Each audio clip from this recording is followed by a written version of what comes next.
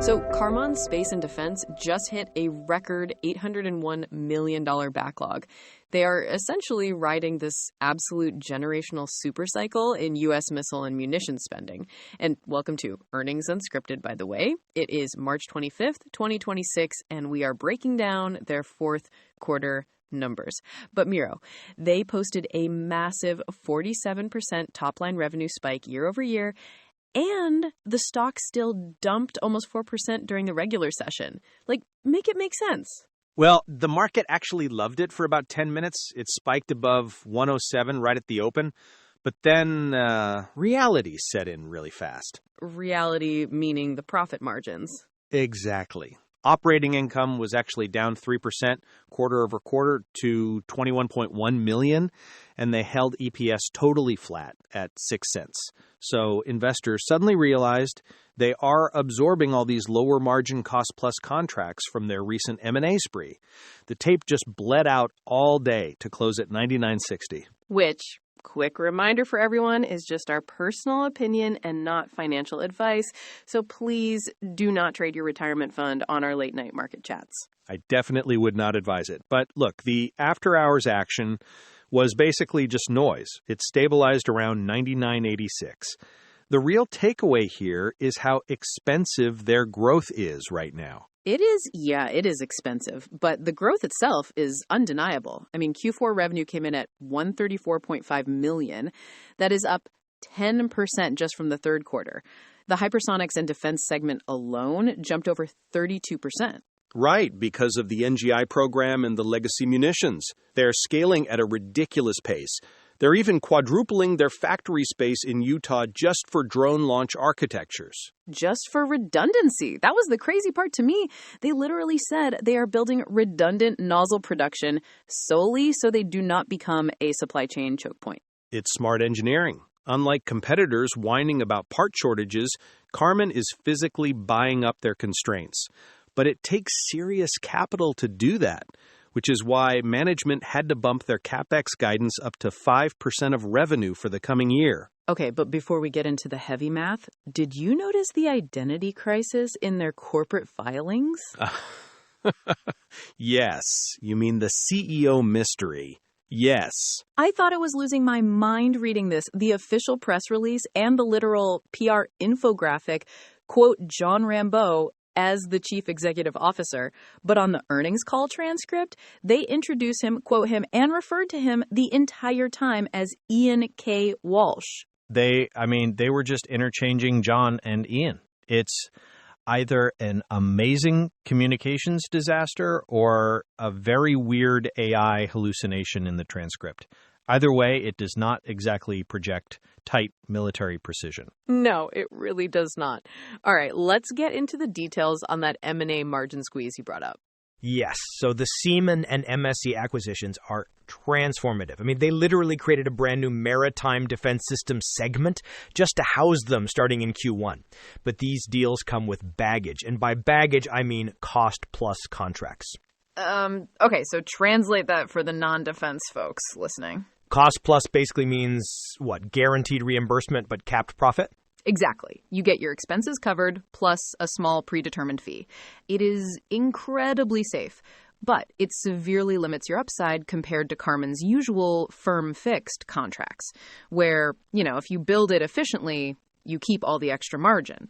So management is actively warning Wall Street that this mix is going to drag down adjusted EBITDA margins for all of 2026. Right, except margins are only part of the story. They have to absorb these less profitable contracts right as their debt is absolutely ballooning. Oh, the debt is the real structural risk here. Total debt spiked to $768 million to absorb Seaman. That pushes their leverage up to roughly 3 times adjusted EBITDA. It is manageable right now since interest is sitting at SOFR plus 2.75%, but that is a massive load to carry while your margins are temporarily compressing. It is a huge load. But honestly, I kind of get why they took it on, because they are not just buying revenue, they are buying absolute control over their supply chain, like how they bought ISP, basically just for their energetics plant to vertically secure their own reactive chemicals. Which is why their COO was so confident on the call. He said they combine the agility of a small business with the investment horsepower of a large one. Which sounds like marketing fluff until you look at how they actually run their factory footprint. Did you catch the AI watchdog piece in the notes? The ERP software upgrade? Yes.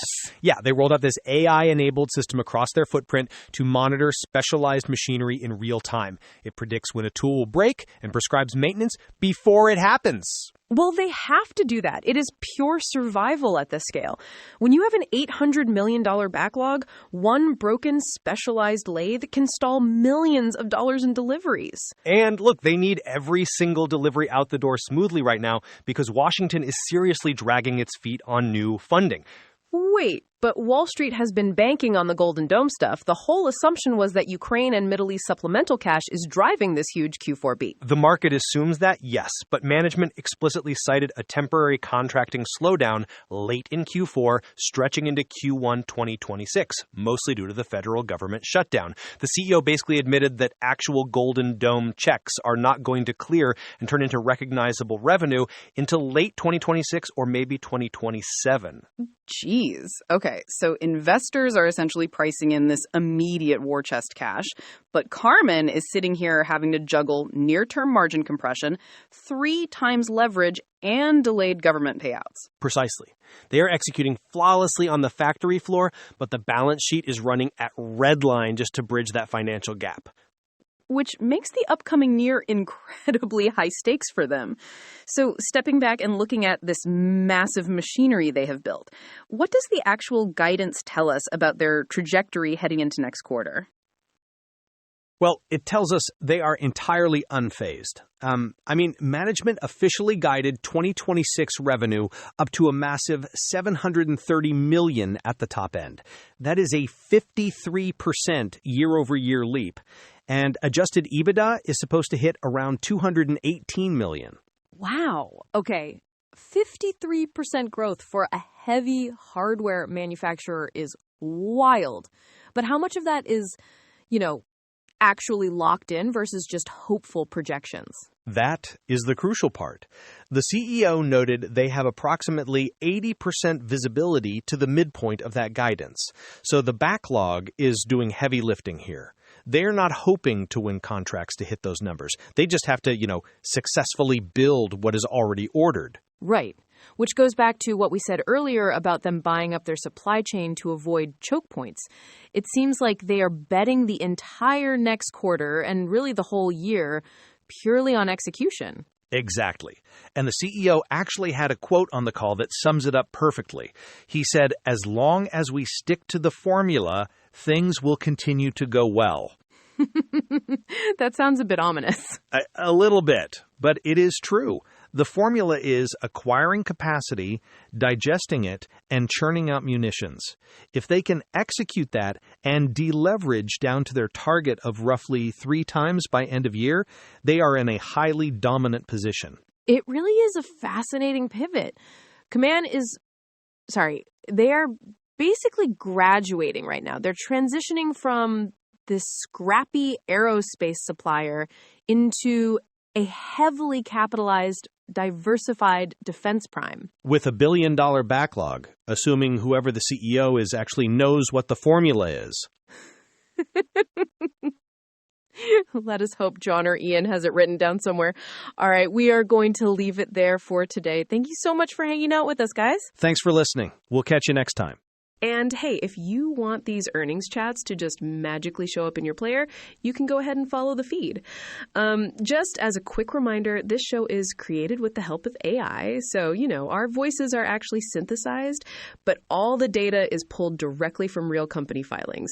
We really love hearing your feedback. So if you have thoughts or a specific ticker you want us to tackle, shoot us an email at earningsunscripted@datamadness.ca or just grab the X link in the show note. Catch you next quarter.